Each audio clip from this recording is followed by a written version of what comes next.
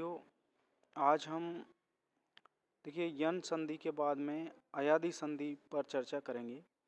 तो अयादी संधि इसका पहला सूत्र है एचो अयवा यावे। इसकी संस्कृत व्याख्या होगी एच क्रमाद आय आव आय आव एते स्यूर अची। यानी कि एच प्रत्याहार के बाद में यदि कोई अच आवे, अच का मतलब स्वर आवे, तो उस एच प्रत्याहार के स्थान पर ये आदेश होते हैं। अब ये कौन से आदेश होते हैं? देखिए, आय, अव, आय और आव, ये आदेश लागू होते हैं। अब एच प्रत्याहार के अंतर्गत कौन कौन से वर्ण आते हैं? एच में ए, ओ, आई और औ वर्ण आते हैं। तो कहने का मतलब ये हुआ कि यदि एच प्रत्याहार के वर्णों के बाद में यदि कोई स्वर आवे तो उन वर्णों के स्थान पर, एच प्रत्याहार के वर्णों के स्थान पर आय, अव, आय, आव ये आदेश लागू होते हैं। लेकिन कौन से वर्ण के स्थान पर कौन सा आदेश लागू हो, ये समस्या अभी है।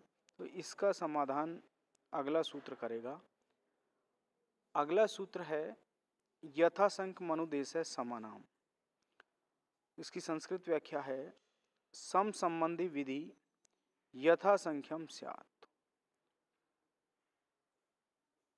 हिंदी व्याख्या होगी समान संख्या वालों का अनुदेश यथासंख्य क्रमानुसार होता है। अब देखिए, अनुदेश का अर्थ होता है पीछा करने वाला अथवा विधेय। तो सम का अर्थ है उद्देश्य। तो उद्देश्य और विधेय समान संख्या वाले होने के कारण क्रमानुसार होते हैं। तो उद्देश्य के अनुसार ही विधेय के आदेश लागू होते हैं। ये यथासंख्य मनुदेशे समानाम सूत्र की व्याख्या है। यानी सबसे पहले हम देखेंगे सम संबंधी विधि यथासंख्यम स्यात्। तो सबसे पहले समान संख्या वालों का जो अनुदेश है यथासंख्य, वो क्रमानुसार होता है। तो अनुदेश का अर्थ हो गया पीछा करने वाला अथवा विधेय, और सम का अर्थ हो गया उद्देश्य। तो उद्देश्य और विधेय समान संख्या वाले होने के कारण क्रमानुसार होते हैं। यानी कहने का मतलब ये हो गया कि उद्देश्य के अनुसार ही विधेय लागू होते हैं। अब देखिए, उद्देश्य के अंतर्गत ए, ओ, आई और औ, ये जो एच प्रत्याहार के वर्ण हैं ये उद्देश्य के अंतर्गत आएंगे। और विधेय के अंतर्गत क्या आएगा? ये जो आदेश लागू होते हैं आय, आव, आय और आव, आदेश विधेय हो गए। अब देखिए, इसमें ये उद्देश्य हैं, चार उद्देश्य हैं और चार विधेय हैं। तो ए उद्देश्य के स्थान पर आय विधेय लागू होगा, ओ उद्देश्य के स्थान पर आव विधेय लागू होगा, आई उद्देश्य के स्थान पर आय विधेय लागू होगा और औ उद्देश्य के स्थान पर आव विधेय लागू होगा। इस तरह से ये इन एच प्रत्याहार के वर्णों के स्थान पर ये विधेय लागू होंगे। तो ये अयादी संधि है। अब इसका उदाहरण देखते हैं। सबसे पहले हरिये है। हरिये का मतलब होता है हरि के लिए। तो इसमें संधि होती है हरे प्लस ए। तो अब देखिए, इसकी शब्द हरे जो शब्द है उसकी संरचना किस प्रकार से है रे हलंत वाला और ए, हर ए प्लस ए। तो अब देखिए, एचो अयवा यावे सूत्र इस स्थिति में लागू होगा। अब एचो अयवा यावे सूत्र क्या कहता है? एच क्रमाद आय आव आय आव एते स्यूर अची। तो यहाँ पर देखिए, ए जो वर्ण है वो एच प्रत्याहार का वर्ण है और उसके बाद में ए एक स्वर है। तो अब इस स्थिति में देखिए, हमारे पास में एच प्रत्याहार का वर्ण आ गया और उसके बाद स्वर आ गया। तो अब एच प्रत्याहार के ए वर्ण के स्थान पर कौन सा विधेय लागू होगा? इसके लिए हम यथासंख्य मनुदेशे समानाम सूत्र लगाते हैं। तो ए उद्देश्य के स्थान पर आय विधेय लागू होता है। ये यथासंख्य मनुदेश समानाम सूत्र से लागू होता है।